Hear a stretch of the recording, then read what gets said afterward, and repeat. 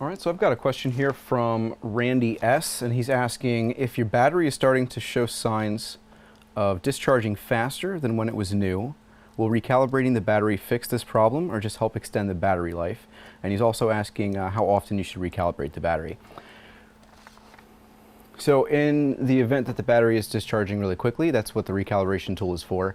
It doesn't hurt it to run the recalibration tool maybe every couple of weeks, but if you do start to notice that the battery is draining quickly, that would be a good time to run it. It will help to extend the battery life, but it'll also help to alleviate the quick discharge problem that you're having. And then I've got another question here. Looks like two people, Greg Istapal and AK Guy 545, are looking for links to find the dashboard for Panasonic PC.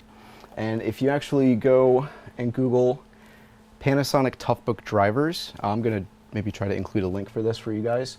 Once you get to the first link from Google, it should say North America, Panasonic.com support. You should be able to go in and select the model number of your Toughbook